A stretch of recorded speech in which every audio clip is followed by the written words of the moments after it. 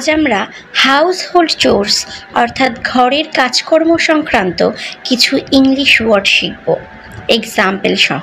আমাদের প্রথম word making the bed, বিছানা গোছানো।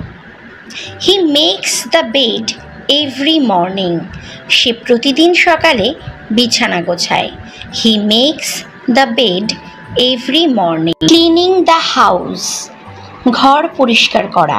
She cleans the house every day, সে প্রতিদিন ঘর পরিষ্কার করে।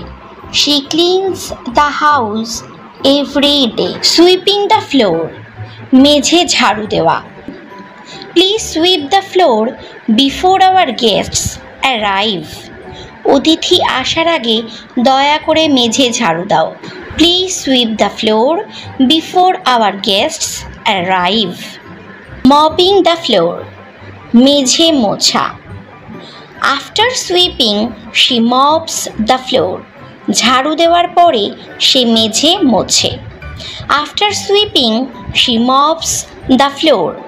রিমুভিং কবওয়েবস, মাকড়সার জাল পরিষ্কার করা। Please help me to remove the cobwebs, দয়া করে মাকড়সার জালগুলো পরিষ্কার করতে আমাকে সাহায্য করো। Please help me to remove the cobwebs. Dusting, ধুলো পরিষ্কার করা। She dusts the furniture every weekend, সে প্রতি সপ্তাহান্তে আসবাবপত্রের ধুলো পরিষ্কার করে। She dusts the furniture every weekend. Taking out the trash, ময়লা ফেলা। Can you take out the trash tonight, তুমি কি আজ রাতে ময়লা ফেলতে পারবে? Can you take out the trash tonight.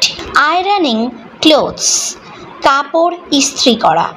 I need to iron my clothes for the meeting, মিটিংয়ের জন্য আমাকে কাপড় ইস্ত্রি করতে হবে।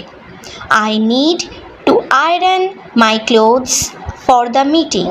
ওয়াশিং ডিশেস, থালা বাসন ধোয়া।